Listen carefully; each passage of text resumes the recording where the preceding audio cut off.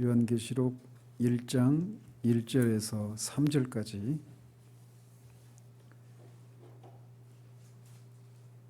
같이 읽겠습니다. 예수 그리스도의 계시라. 이는 하나님이 그에게 주사 반드시 속히 일어날 일들을 그 종들에게 보이시려고 그의 천사를 그 종 요한에게 보내어 알게 하신 것이라.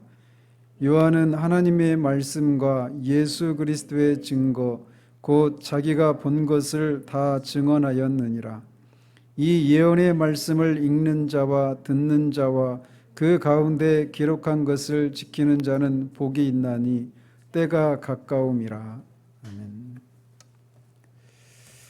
아멘. 예고해 드린 대로 오늘부터 본격적으로 요한계시록을 살펴가도록 합니다. 본격적으로 이 내용을 살피기 전에 다시 한번 이 계시록이 기록된 당시에 이 교회가 직면하고 있는 그 위험의 그 상황을 좀 더 구체적으로 말씀을 드리고 넘어가도록 합니다. 그래서 이 내용을 이제 우리가 본격적으로 살피면 알겠지만 요한계시록이 다른 성경과 좀 다른 특징을 가지고 있습니다.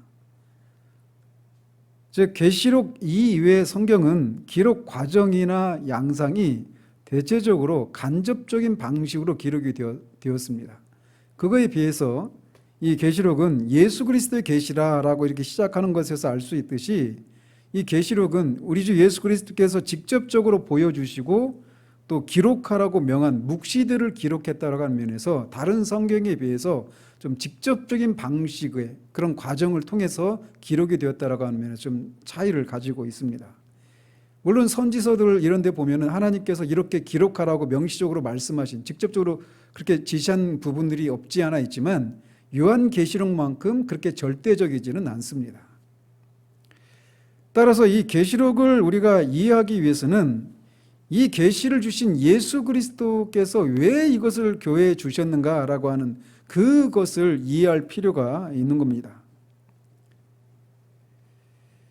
이런 것을 염두에 두고 요한계시록을 기록하게 하신 목적을 살피기 위해서 이 초대교회, 이 계시록을 받게 되는 이 1차 수신자들인 이 초대교회가 어떤 상황 가운데 있었는지, 특별히 소아시아 지역에 있는 이 교회가 어떤 상황 가운데 있었는가를 우리가 잠시 살펴보도록 합니다. 그리스도께서 십자가에서 죽으시고 사흘 만에 다시 부활하시고 승천하시고 또 40일 만에 부활하신 지 40일 만에 승천하시고 10일 후인 오순절에 성령께서 교회에 임하심으로 신약교회가 태동이 되었습니다. 그리고 이 초대교회는 이 처음부터 유대주의자들의 핍박을 받기 시작하면서 그렇게 출발을 했습니다. 그러면서도 각종 그런 핍박과 이방 종교 사상의 그런 도전을 이겨내고 계시록이 기록될 당시인 AD 90년경 이 무렵에는 이 교회가 로마 전역으로 그렇게 확산되어 있었습니다.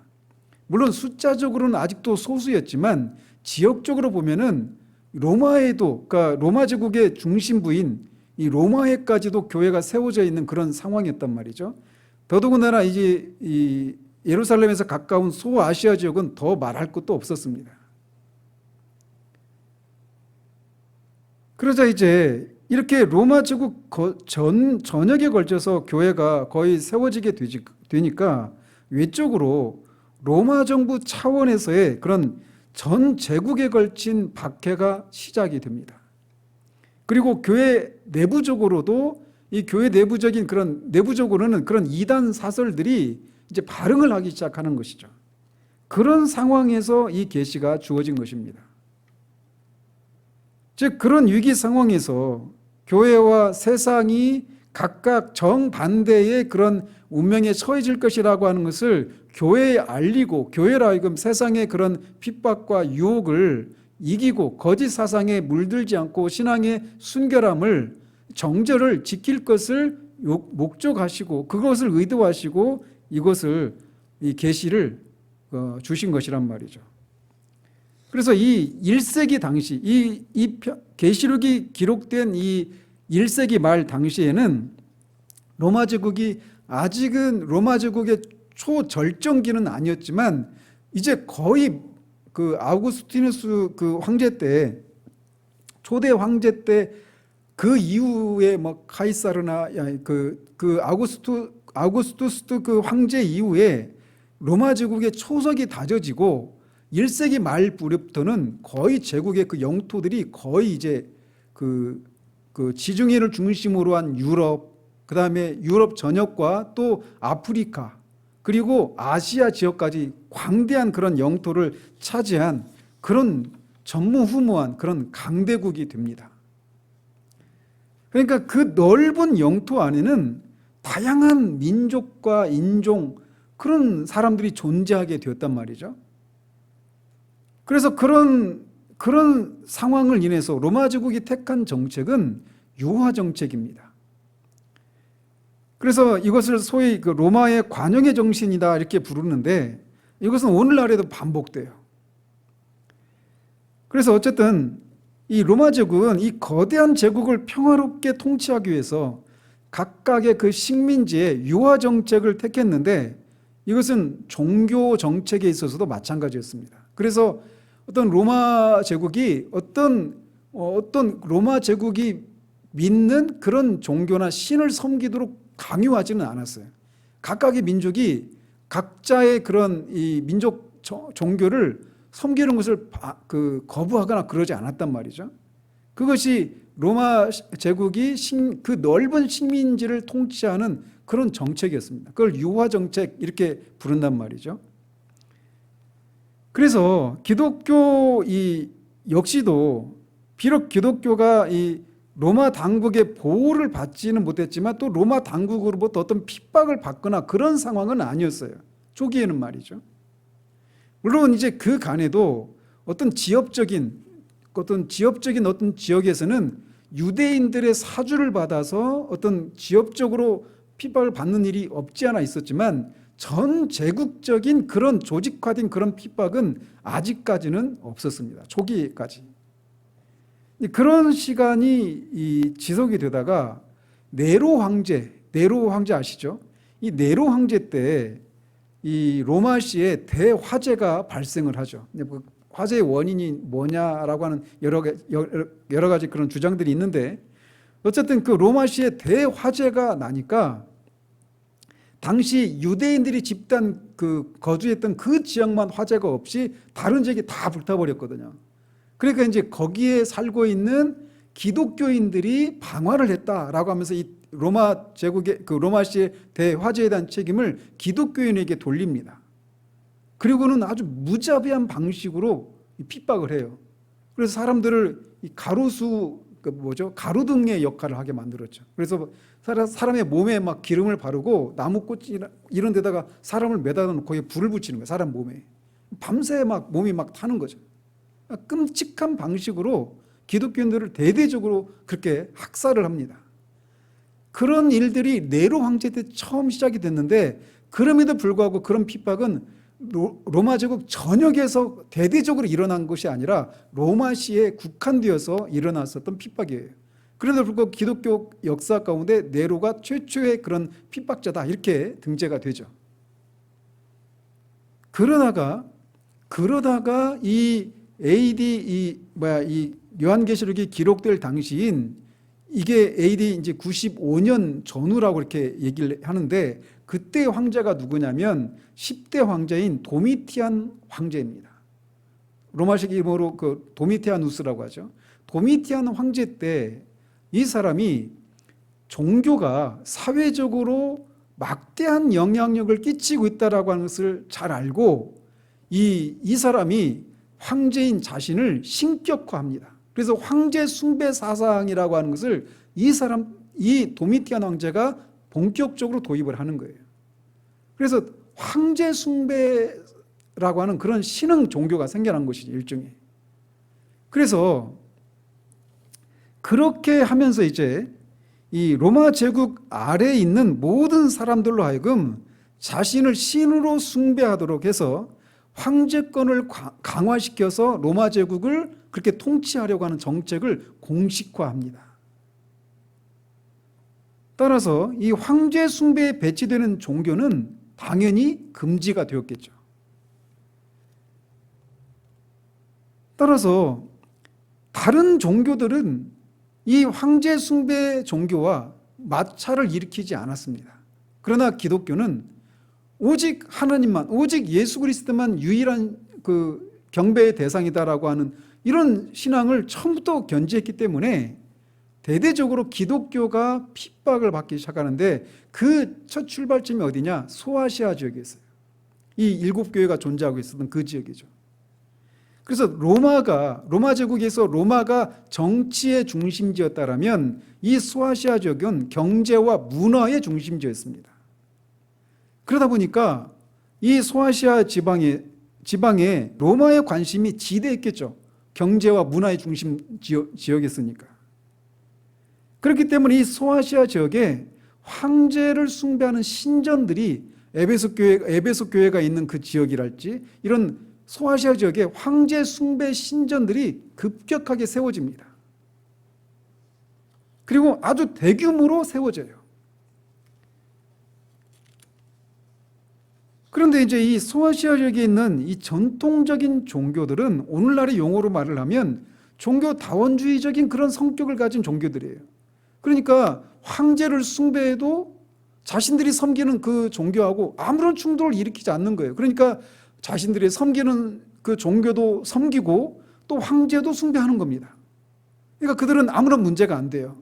근데 심지어 유대교인들조차도 이 황제 숭배 사상으로부터 면피를 받았습니다. 이들은 그 유일신 사상에 이렇게 젖어 있는 민족이라고 하는 것을 일찍부터 로마 제국이 간파를 했어요.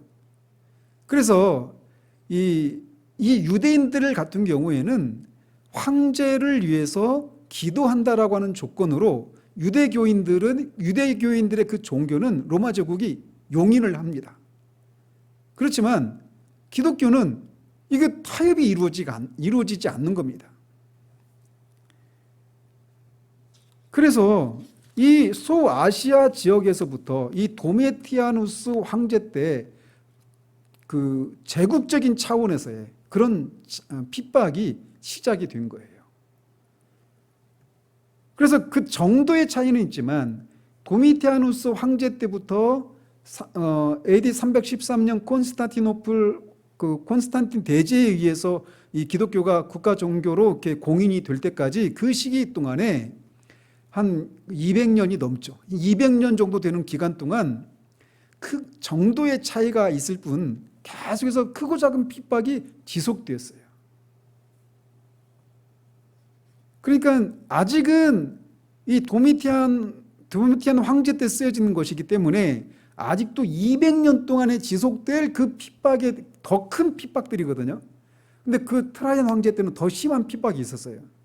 근데 그런 그 대대적인 그런 핍박이 몰려올 것을 앞두고 그런 이유, 정치적인 이유로 핍박을 받는 그 교회에게 세상이 결말이 어떻게 될 것인지, 그리고 교회는 그 속에서 어떤 보호와 구원을 또 승리를 얻을 것인가를 알려주기 위해서 이렇게 쓰여진 겁니다. 그러니까 이것은 오늘날에도 우리들에게도 고스란히 적용이 될 수 있는 거예요. 자, 오늘날 우리는 코로나 바이러스라고 하는 이 정말 이렇게 전무후무한 그런 어떤 어려움을 겪고 있죠. 그리고 앞으로 더 심해집니다. 주님이 오시기 전에 이 바이러스나 뭐 전쟁, 기근 이런 대재앙, 환경적인 그런 차원의 그런 대재앙들, 이런 것들이 더 심해질 거예요. 오늘날 우리가 막 기후 변화에 인해서 막 여기저기서 폭염, 막 그 이상 기온들이 막 이상 기후 현상들이 많이 나타나고 있잖아요. 그런 것과 맞물려서 코로나까지 막 겹치면서 지금 유튜브 상에는 이제 주님이 오실 날이 다 됐구나라고 하는 이런 종말론적인 그런 생각들이 지금 계속 일어나고 있단 말이에요. 그리고 이것은 앞으로 다가올 이 재앙은 지금 우리가 겪는 것하고 비교가 되지 않을 정도의 그런 어려움들이 분명히 있단 말이에요. 근데 그런 상황에 교회가 어떻게 될 것이고 세상은 어떻게 될 것인가라고 하는 것을 이 계시록을 통해서 말씀해 주고 있는 거예요. 그래서 우리가 뒤에서 살펴보겠지만 이 일은 반드시 속히 일어날 일들이다라고 하는 것을 통해 그런 교회가 승리하고 세상은 반드시 심판받을 것이니까 너희들이 그런 세상의 위협으로부터 박해로부터 끝까지 너희들의 믿음을 견고하게 유지하고 인내하라. 이기는 자가 되어라 라고 격려하고 있는 거예요. 그래서 이 초대교회가 직면했던 것은 이렇게 외적으로 이런 핍박을 받는 이런 위험 가운데 있고 더 큰 핍박을 앞두고 있는 교회에게 그런 이유로 그런 목적으로 쓰여진 것이 계시록이에요. 그리고 또 하나, 소아시아에 있는 초대교회들이 직면했던 이 어려움은 외적인 어려움만 있었던 것이 아니라 교회 내부적으로도 이단 사설이 발흥을 하고 있었어요. 그러니까 이게 이 90년 정도니까 예수님이 33년, 30년 전으로 이렇게 승천하시고 초대교회가 그때부터 시작이 되었다라면 두 세대가 흐른 거잖아요. 60년이 흘렀으니까. 그러니까 이때는 사도는 사도 요한밖에 없었습니다. 이때는. 그리고 다른 사도들은 다 죽고 그 신앙의 1세대, 예수님의 생애를 지켜봤던 사람들, 그리고 또 그 사도들에 의해서 직접적으로 가르침을 받고 그런 성령의 그런 그 강림하심, 오순절 성령의 강림하심을 통해서 나타났던 그런 교회의 폭발적인 그런 성령 역사가 나타나는 그런 것들을 지켜봤던 그런 1세대, 이런 사람들은 다 이미 사라지고 후세대, 2세대나 3세대 이런 사람들이 이제 교회의 주류를 이루고 있는 그런 시대적인 상황이었어요. 근데 그런 시간이 흐르다 보니까 외부의 그런 위협뿐만 아니라 내부적으로도 이 니골라당이랄지 또는 이세벨이라고 하는 이어서진자로 이렇게 말하는 그런 사람들이, 그런 이단 사설들이 교회 안에 들어와 있는 겁니다. 그러니까 우리가 나중에는 말씀드리겠지만 로이드 존스 목사님이 웨스트민스터 채플이라고 하는 그 교회에서 사역을 하셨거든요. 근데 그가 사역하시고 뒤에 오신 목사님 때 바로 다음 목사님 때 교회가 로이드 존스 목사님이 가르쳤던 그 가르침에서 떠나버립니다. 그러니까 한 세대가 지나기 전에도 교회가 그런 변화들이 일어나요. 근데 이 당시에는 두 세대가 지나버린 거예요. 혹시 우리 교회도 마찬가지예요. 우리 교회도 처음에 이제 우리가 지금 10년 차잖아요. 제가 이제 한 20년 있으면 이제 20년 안에 이제 제가 은퇴한단 말이에요. 그 뒤에 교회가 계속 존재할지 안 할지는 모르지만 만약에 존재한다 하면 제 다음, 그 다음 이렇게 2세대 정도 목회자가 바뀌고 났을 때 교회가 처음에 가지고 있었던 그런 신앙의 어떤 순수함과 열정과 이 바른 진리 가운데 서 있었던 이런 것들이 힘이 약화되기가 쉽단 말이죠. 지금 소아시아에 있는 교회가 처한 상황이 바로 그런 상황이었던 거예요. 그래서 이 당시 그 니골라당 같은 사람들은, 그리스도인들은 다 예수 그리스도의 피로 말미암아 다 죄사함을 받고 깨끗하게 된 사람들이기 때문에 그런 사람들이 육체의 죄를 짓는 것은 아무 영향도 끼치지 않는다, 이런 생각을 가지고 있었어요. 그러다 보니까 황제 숭배를 하면서 황제에게 절을 하고 섬기는 것은 우리 신앙의 본질에 아무런 해를 끼치지 않는다, 이런 입장에 있는 거죠. 그래서 이 황제 숭배 신앙을 거부하면서 순교하는 사람들이 어리석은 사람이 되어버리는 그런 상황이 초래되고 있었던 거예요. 초대교회 안에서.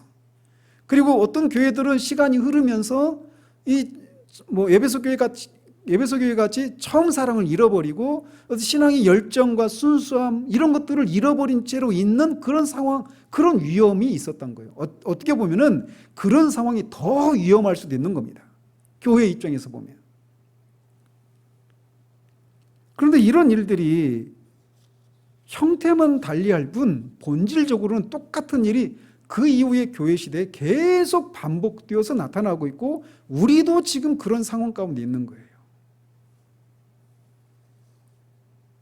그래서 이렇게 외부적인 로마 제국 차원에서의 그런 박해와 내부적으로 믿음이 퇴보하고 이단 사상이 준동하고 있는 그런 이 내외적인 위협에 직면해 있는 상황 가운데 이 계시록을 기록하도록 하셨던 것이죠. 그래서 그런 상황에서 어떤 사람들은 박해가 두려워서 배교를 하거나 또는 처음에 지녔던 그런 어떤 열정적인 신앙이나 순수함, 사랑 이런 것들을 다 잃어버리고 이단과 미혹에서 타락해 있는 그런 상황 가운데 처해지게 되었던 거예요. 그래서 그런 교회의 상황을 아시고 이 지금 너희들이 보는 세상 그리고 이 교회가 장차 어떻게 될 것인가 라고 하는 것을 이 교회들에게 알려주는 것을 통해서 앞에서도 말씀드린 것처럼 신앙의 순수함을 유지하고 승리하는 그런 삶을 살 것을 격려하기 위해서 이 계시록을 기록하게 했던 것입니다. 바로 이런 목적을 가지고 기록된 계시록을 예수 그리스도의 계시다라고 하는 말로 시작을 합니다. 여기서 계시라고 번역된 말은 헬라어 원어로는 에포칼리피스라고 하는 그런 단어입니다. 에포칼리피스. 그래서 여러분이 그 묵시록, 에포칼리피스 이 관련된 종말과 관련된 영화들이 있죠. 다 여기서 딴 단어들인데 이 에포칼리피스라고 하는 단어는 숨은 것이 드러나다, 감추었던 것이 나타나다 이런 의미입니다. 그래서 이 단어가 문맥에 따라서는 어떤 경우에는 계시로 번역되기도 하고 어떤 경우에는 묵시로 번역이 되기도 해요. 계시와 묵시는 약간의 차이가 있습니다. 계시는 우리가 일반 계시, 특별 계시 이런 용어를 배웠잖아요. 그것은 뭐냐면 감추어졌던 것인데 하나님이 그거를 계시해 주신 거예요. 그리고 그런 것을 통해서 어떤 그 하나님의 창조와 이 세상의 창조 목적들 또 하나님 자신이 어떤 분이신지 또 구원받은 하나님의 백성들을 향해서는 특별한 계시의 내용을 계시해 주셔서 어떻게 하면 구원을 받을 수 있는지 이런 것까지 다 계시해 주시는 것이죠. 그러니까 이런 것들은 처음부터 그냥 일반적인 그런 그 진리들을 그렇게 나타내 주는 것을 가리킬 때는 계시라고 하는 용어를 써요. 근데 묵시로 번역될 경우에는 특별히 종말에 일어날 그런 것들을 드러내는 것과 관련해서는 묵시라고 하는 용어를 사용해서 그렇게 이 똑같은 단어를 그렇게 번역을 합니다. 따라서 요한계시록은 계시가 맞을까요? 묵시가 맞을까요? 묵시가 맞죠. 원래는 이 상황 내용을 보면. 그럼에도 불구하고 이제 우리 성경은 계시라고 했으니까 이것을 따라서 제가 하긴 하지만 원래는 묵시가 맞다. 이런 걸 염두에 두고 보도록 합니다. 그래서 이렇게 예수 그리스도의 계시다라고 이렇게 말을 하는데 예수 그리스도의 계시라고 할 때 이게 예수 그리스도에 관한 계시냐 아니면 예수 그리스도가 나타내신 알려주신 계시냐 이런 두 가지 해석이 있을 수 있어요. 근데 어쨌든 예수 그리스도가 주신 계시 이렇게 해석을 해도 그 계시를 통해서 궁극적으로 드러나는 것은 예수 그리스도가 누구신가가 드러나니까 결국은 예수 계시에 관한 계시 이런 것과 일맥상통하는데 어쨌든 두 가지로 해석을 할 수 있어요.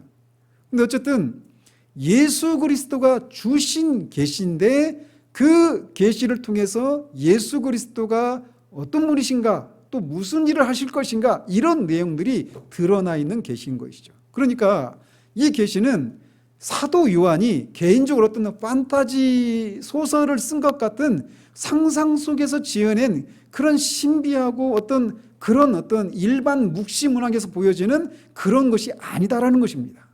예수 그리스도께서 직접 알려주신 내용들이에요. 그러니까 이 계시는 신적인 권위를 가지고 있다라고 하는 것을 이 예수 그리스도께서 주신 계시라고 하는 말을 통해서 처음부터 그렇게 못을 받고 있어서 이 계시에 대해서 어떻게 딴지를 걸려고 하는 모든 시도들을 그렇게 무마시키면서 그렇게 시작을 하고 있는 것이죠. 그러면서 이 계시가 주어진 과정을 밝히시는데 그게 뭐냐? 먼저는 하나님이 예수 그리스도에게 이 계시의 내용을 주셨다는 거예요. 하나님이 예수 그리스도에 주시고 예수 그리스도는 누구에게 줬어요? 천사에게 주시고 또 천사를 통해서 누구에게? 요한에게. 또 요한은 또 누구에게? 종들에게. 그의 종들이니까 그리스도의 종들이에요. 그러니까 그리스도의 종들은 누굴까요? 나중에 보겠지만 1차적으로는 소아시아에 있는 일곱 교회 그리고 교회 공동체입니다. 그러니까 이 계시는 사도 요한에게서 그치는 것이 아니라 사도 요한이 그것을 받아서 그것을 최종적인 그 수신자는 누구냐? 교회인 거예요. 교회. 그리고 이것은 1차적으로는 소아시아 지역에 있는 7교회지만 당시의 모든 교회들에게도 해당되는 것이고 그 이후에 역사 속에 존재했던 모든 후대의 교회, 오늘날 우리들에게도 해당되는 그런 계시다, 이렇게 말할 수 있는 것이죠. 자, 그래서 계시의 원천이 누구예요? 처음에 주신 분이 누구예요? 하나님이시죠. 그래서 예수 그리스도의 계시라고 말하면 안 되고 하나님 아버지의 계시 또는 하나님의 계시다, 이렇게 시작을 해야 될 것 같잖아요. 그런데 왜 하나님의 계시라 이렇게 말하지 않고 예수 그리스도의 계시다 이렇게 말을 할까요? 여기에도 두 가지 의미가 있습니다.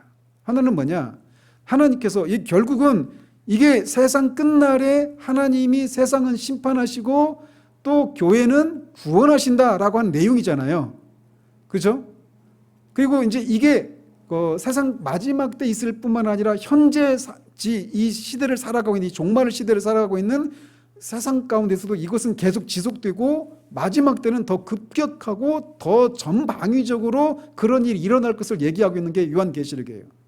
그래서 결국 하나님이 주셔서 하나님의 계시 이렇게 말을 해야 되는데 예수 그리스도의 계시 이렇게 말하는 것은 첫 번째로 이 심판을 어떤 방식으로 집행하신다는 것을 말해주고 있는 거예요. 예수 그리스도를 통해서 하신다는 거예요. 그러니까 하나님이 심판을, 요한복음에 나오는 것처럼 하나님이 아버지께서 아들에게 세상을 심판할 권세를 주셨다라고 하셨잖아요.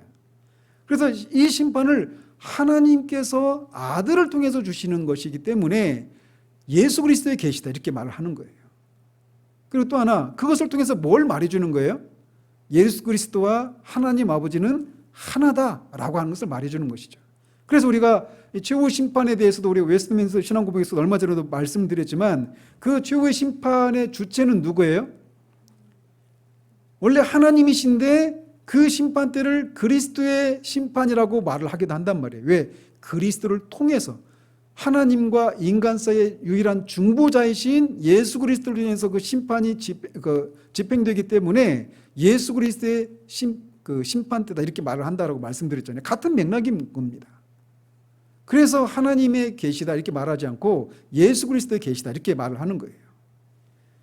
자, 그러면서 이 계시의 내용들에 대해서 뭐라고 말을 하느냐면 반드시 속히 일어날 일이다 이렇게 말을 하고 있어요. 먼저 반드시 일어날 일이다 라고 말하고 있는 것은 이 일이 여기서 계시해 주신 이 일들이 일어날 수도 있고 일어나지 않을 수도 있는 이런 일이 아니라는 거예요. 일어날 가능성이 99%다 이런 얘기도 아닙니다. 여기서 계시된 내용들은 100% 확실하게 일어날 일이라는 것이에요. 반드시 일어난다는 것입니다. 이 반드시라고 하는 말이 예수님이 이 지상에 계시면서 제자들에게 3차례에 걸쳐서 자신이 십자가에서 순환을 당하시고 죽으시고 사흘 만에 부활하실 것이라고 말씀하셨잖아요. 그러면서 그 일들이 이런 일들이 일어나야 한다라고 말씀하셨을 때 그 단어가 똑같습니다. 헬라어로 대라고 하는 단어인데 영어로 must예요. 반드시 일어나는 거예요. 그리고 그 일들은 반드시 일어나는데 그 예수님이 십자가에 죽으시고 부활하시고 승천하신 이 일들은 반드시 일어나야 되잖아요. 무엇을 위해서 일어나야 돼요? 우리를 구원하시기 위해서는 그 일들이 반드시 일어나야 되는 거예요. 우리가 수요 기도 때마다 그리스도의 십자가 사건을, 그리스도의 십자가에 대해서 살피잖아요. 왜 그 일이 반드시 일어나야만 했는가? 이것들을 지금 계속 살피는 중에 있잖아요. 그래서 예수님이 십자가의 죽으심을 통한 순환과 부활, 승천, 또 성령의 보내주심 이런 것들은 반드시 필연적으로 일어날 수밖에 없는 거예요. 그런 것처럼 여기서 계시된 내용들도 그런 성격의 일들이라고 말을 하고 있는 거예요. 반드시 일어나야 될 뿐만 아니라 필연적으로 일어나야 되는 거예요. 뭐와 관련해서? 하나님이 구속하시는 이 구속의 완성을 위해서 이 일들은 반드시 일어날 일이라고 말씀하고 있는 거예요. 그리고 속히 일어날 일이다 이렇게 말을 하고 있어요. 자, 그런데 이게 지금 AD 95년경에 계시해 주신 것인데 속히 일어나면 그때로부터 2년, 10년, 20년 뭐 길어도 몇백 년 안에 일어났어야 될 일이잖아요. 근데 이렇게 계시해 주시고 나서도 지금 21년까지 왔잖아요. 거의 그 1900년 이상, 2000년 가까운 시간이 흘렀는데 아직 안 일어나고 있어요. 그런데 이 일들이 속히 일어날 일이다 이렇게 말을 할 수 있을까요? 시간적으로 문자적으로 따지면 이 일들이 속히 일어날 일이 아닌 것처럼 보여지죠. 이 속히 일어날 일이라고 하는 게 그럼 어떤 의미로 말씀을 하고 있는 것인가? 이거를 이해하기 위해서는 다니엘서 2장 8절로 돌아가야 합니다. 그래서 다니엘서 2장 28절에서 하나님께서 느부갓네살에게 후일에 될 일을 알게 하셨다라고 말을 합니다. 다니엘 선지자가 느부갓네살 왕에게. 그런데 거기서 후일에 일어날 일 이렇게 말을 하고 있는데 그 후일이 이 문자적으로는 날들의 마지막에 이런 뜻이에요. 후일이. 그냥 나중에 이런 말이 아니라 날들의 마지막 날이에요. 그게 어떤 날이에요? 종말이라고 말하죠. 종말. 날들의 마지막 날, 이게 마지막 날, 이 종말이잖아요. 근데 구약에서는 종말이라는 개념이 한 가지 시점으로만 그 이해를 했었습니다.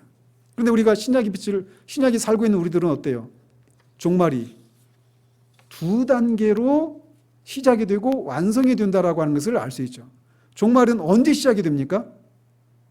예수 그리스도가 처음에 오셨을 때. 이걸 초림이라고 하잖아요. 예수 그리스도가 초림하신 그때부터가 종말이 시작된 거예요. 그런데 그 종말은 언제 완성이 돼요? 예수 그리스도가 다시 오실 때. 그래서 이 속기라고 하는 개념을 종말론적인 관점으로 이해를 해야 된다는 거죠. 그러니까 문자적으로 뭐 몇십 년 후에, 몇백 년 후에 이런 식으로 시간의 어떤 흐름 속에서 이런 개념을 이해할 것이 아니라 종말론적인 관점으로 이해를 해야 된다는 거예요. 그리고 또 속기라고 하는 말은 이 일이 예기치 않게 갑자기 일어날 일이다라고 하는 뜻도 가지고 있습니다. 그러니까 속히 일어날 일 이것을 인간적인 시간 개념으로 이해할 것이 아니라 하나님의 갑작스러운 개입으로 인해서 예기치 않은 때에 갑자기 일어날 일 이런 뜻도 내포되고 있는 거예요. 그러면서 2절에서 요한은 하나님의 말씀과 예수 그리스도의 증거 곧 자기가 본 것을 자기가 다 증언했다라고 말을 하고 있습니다. 그래서 그는 자기가 본 것은 하나님의 말씀이고 그것을 예수 그리스도가 증거한 것인데 자신은 그것을 모두 증언했다 이렇게 말을 하고 있어요. 그러니까 요한계시록이 사도 요한 자신에 의해서 기록이 되었지만 그 기록의 권위는 신적인 권위는 누구에게 있다라는 거예요? 예수 그리스도 하나님에게 있다라고 말을 하고 있는 거예요. 내가 기록해서 너희들에게 증언했지만 이거는 내 기록이 아니라 하나님 이 말씀은 권위는 이 예언의 말씀은 이 하나님과 그리스도에게 있다라고 말을 하고 있는 거예요. 그러니까 예수 그리스도의 계시다라고 하는 말을 통해서도 이 신적인 권위를 그렇게 선언하고 하는 것처럼 2절에서도 같은 것을 얘기하고 있는 것이죠. 그러면서 이 예언의 말씀을 읽는 자와 듣는 자와 그 가운데 기록된 것을 지키는 자는 복이 있다. 때가 가까움이라 이렇게 말을 합니다. 지난번에 말씀드렸죠. 여기서 읽는 자는 단수로 되어 있어요. 왜? 공중 예배에서 한 사람이 낭독을 하는 그런 예배 상황 가운데서 얘기하고 있는 거예요. 그래서 이 요한계시록은 예배 모임에서 낭독할 목적으로 주어진 것입니다. 낭독하는 사람은 그 순서를 바꾸어서 계속 여러 명이 있을 수 있지만 낭독하는 순간에는 한 사람이 낭독하잖아요. 그래서 이 읽는 자는 단수가 사용되어 있는 거예요. 이에 비해서 듣는 자와 그 듣고 지키는 자들은 여럿이기 때문에 복수가 사용되어 있습니다. 그러면서 이렇게 말씀을 읽고 듣는 자가 복이 있다라고 하는 데서 그치는 것이 아니라 그 말씀을 듣고 거기에 기록된 것을 지키는 자가 복되다라고 말을 하고 있는 거예요. 보십시오. 말씀을 읽는 것이 복됩니까? 복되지 않습니까? 그것도 복된 일입니다. 세상의 결말이, 교회의 결말이 어떻게 될지 알지 못한 채 있는 사람들에 비하면 그게 어떻게 될지를 알 수 있도록 읽을 수 있는 그런 처지에 있는 사람들은 정말 복된 사람들이죠. 그리고 그것을 들을 수 있는 사람들도 마찬가지로 복된 사람이에요. 그러나 거기서 그치는 것이 아니라 그것을 지키는 자가 복이 있다라고 말을 하고 있는 거예요. 그러면서 사도 요한은 자기가 증언한 것을 예언의 말씀이다 이렇게 말을 하고 있습니다. 그래서 예언은 지난번에 말씀드린 것처럼 단지 그냥 미래에 일어날 일을 미리 말하는 것이 예언이 아니라고 말씀드렸죠. 예언은 시점적으로 과거와 현재와 미래 모든 것들이 다 결부되어 있는 겁니다. 그래서 예언서, 선지서들을 보면 선지자들이 과거에 하나님께서 이스라엘 백성 너희들에게 어떤 일을 행하셨는가라고 하는 것을 상기시키죠. 끊임없이. 그리고 근데 너희들이 지금 현재 어떤 패역한 그런 상황 가운데 있는가를 그들을 일깨우고 그들을 책망하죠. 그러면서 거기서 끝나는 것이 아니라 이 너희들의 그 패역한 죄에서 돌이키지 않으면 장차 심판이 임할 것이다. 이렇게 미래와 관련된 것을 예언하기도 하죠. 그리고 또 반대로 그 자신들의 죄를 회개하고 돌이키는 자들에게는 하나님께서 이런저런 복을 주시겠다라고 하는 것을 또 예언하고 있어요. 그래서 예언은 과거와 현재와 미래 모든 것들이 다 섞여 있는 것입니다. 즉 결국은 예언의 말씀이라고 하는 것은 결국 하나님의 말씀인 거예요. 그래서 그것을 하나님의 말씀을 읽고 듣고 지키는 자가 복이 있다라고 말을 하고 있습니다. 그러면서 우리말 성경에는 분명하게 나타나고 있지 않지만 원어에는 이렇게 읽고 듣고 지키는 자가 복이 있다 이렇게 말한 후에 왜냐하면 헬라어로 가르라고 하는 단어인데 왜냐하면이라고 하는 단어가 있어요. 왜 그 사람들이 복이 있다고 말하느냐? 때가 가깝기 때문이다 이렇게 답을 하고 있는 거예요. 여기서 때에 해당되는 이 헬라어 단어가 카이로스라고 하는 단어입니다. 혹시 들어보셨어요? 제가 얼마 전에도 한번 얘기했었죠. 이 헬라인의 이 시간 개념에는 두 가지 개념이 있어요. 하나는 뭐냐? 크로노스라고 하는 시간과 카이로스라고 하는 이 개념이 있습니다. 근데 이 크로노스, 카이로스 이건 다 이제 헬라 신화에 등장하는 신의 이름이에요. 신. 카이로스라고 하는 신, 크로노스라고 하는 신인데 그 신들이 시간과 관련된 그런 일을 하는 신들이기 때문에 거기에서 이제 헬라인들의 시간 관념이 크로노스와 관련된 시간 개념, 카이로스와 관련된 시간 개념 이 두 개념이 등장하게 되는 겁니다.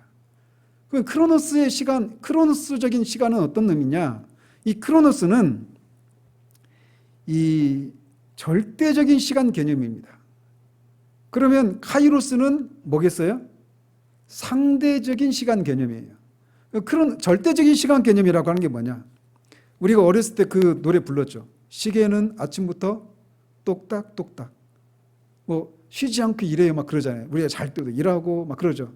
시계가 움직이는 게 뭐 시간이 흘러가는 건 아니지만 그 노래에서 동요에서 우리가 유추할 수 있는 것처럼 시간이라고 하는 것은 어때요?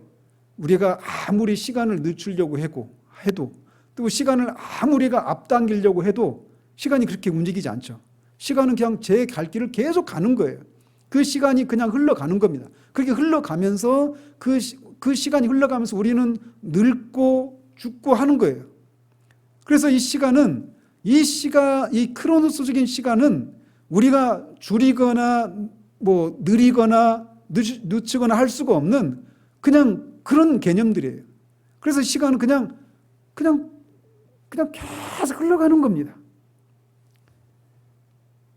그래서 그런 시간의 지배에서 벗어날 수 있는 사람이 있어요, 없어요? 없어요. 모두 다 이 시간의 지배를 받습니다. 그런 의미에서 절대적인 시간 개념이에요. 이에 비해서 카이로스는 상대적인 시간 개념입니다. 상대적이에요. 그래서 이 시간은 어떤 목적을 가진 사람에게 포착되는 의식적이고 주관적인 시간을 나타냅니다. 이게 무슨 말이냐? 게으른 사람에게 1분은 그냥 아무런 의미가 없는 시간일 수 있어요. 그러나 어떤 삶의 어떤 목적을 가지고 어떤 절박한 그런 어떤 목적을 가진 사람에게 1분은 아주 의미가 있는 시간일 수가 있는 겁니다. 그죠? 그래서 그 어떤 특정한 목적을 가진 사람에게 1분은 결코 놓쳐서는 안 될 중대한 시간이 될 수 있어요. 마찬가지로 어떤 사람에게 지금 이 순간은 그냥 늘 있던 오후 예배 시간에 불과해요. 그냥 그래서 아무런 의미 없이 그냥 흘러가는 크로노스와 같은 시간에 불과할 수 있습니다. 근데 어떤 사람은 이 시간에 이 크로노스의 시간의 그 흐름 속에서 마치 기회를 포착하는 거예요. 그 속에서 하나님의 그런 간섭하심을 통해서 어떤 사람은 그 시간을 통해서 회심하기도 하고 자신의 영혼이 소성되기도 하고 은혜를 다시 경험하고 회복되는 그런 일들이 일어나서 유의미한 그런 시간이 될 수도 있는 거예요. 그런 시간 개념을 카이로스의 시간이다 이렇게 말을 하는 겁니다. 그러니까 상대적인 거예요, 이게. 그래서 이 카이로스 시간은 기회 포착의 시간이고 결단의 시간이기도 합니다. 근데 그 기회는 마냥 주어집니까? 아니죠. 그 기회는 어느 순간 예기치 않았던 순간에 찾아왔다가 그거를 포착 못하면 사라져버리는 거예요. 그게 기회예요. 그죠? 그래서 이 카이로스 신의 모습이 앞에는 머리카락이 긴 머리카락이 있는데 이 뒷부분, 이 뒤쪽은 대머리예요. 그걸 통해서 그걸 말해주는 겁니다. 그러니까 이 머리카락이 있을 때 잡아야 되잖아요. 근데 그걸 딱 지나가 나면 여기 잡을 수가 없는 거예요. 기회가 주어질 때 그거를 포착해야 되는데 그걸 놓쳐버리면 잃어버리고 아무 의미 없는 그냥 크로노스의 시간이 되어버리고 마는 거예요. 그래서 카이로스는 기회 포착의 시간, 그런 결단의 시간, 이런 의미를 가지고 있는 거예요. 크로노스와 카이로스 이 개념은 좀 잡히죠. 말로는 표현 못하겠지만 어떤 느낌인지는 아시겠죠.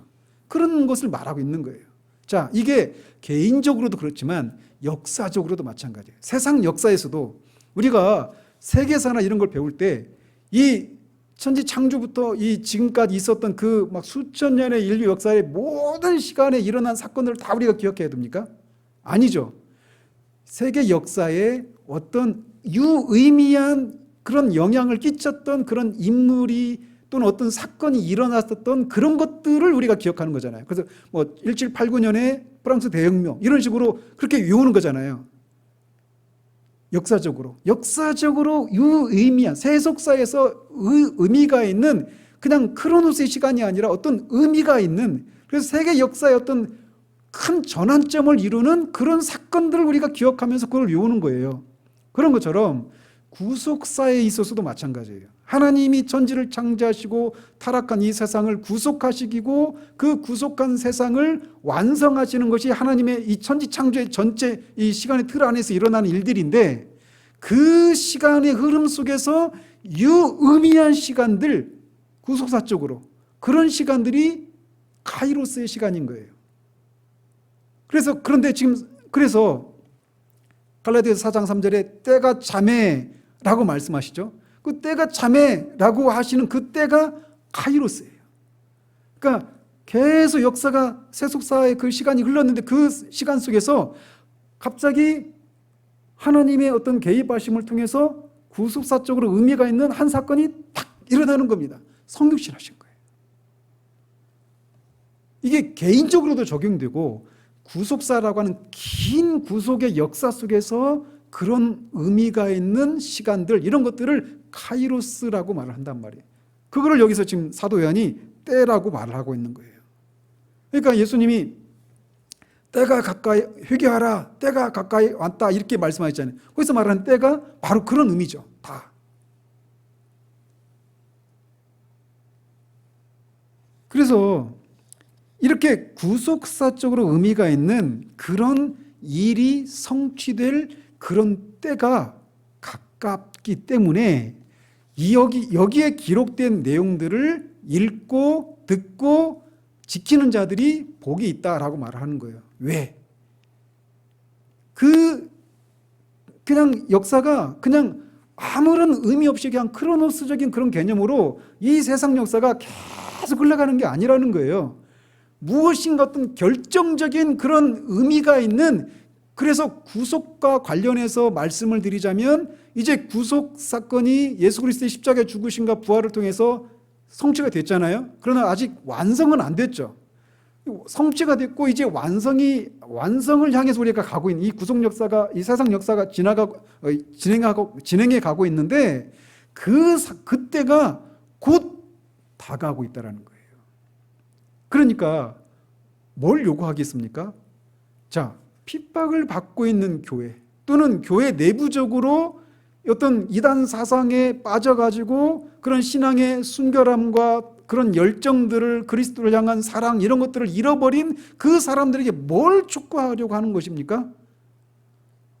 그냥 너희들이 보기에는 이런 어떤 그 핍박을 받고 또는 교회 안에서 일어나는 그런 여러 가지 그런 어떤 신앙의 퇴보와 도덕적인 그런 퇴보, 이런 것들이 그냥 계속 흘러갈 것 같지만 그게 아니라 그 시간의 흐름 속에서 어떤 하나님의 갑자기 예기치 않았던 그런 순간에 그런 개입하시는 사건, 그런 때가 곧 임박한다라는, 그리고 그것은 언제 그 일이 일어날지 알 수 없는 방식으로 온다라는 거예요.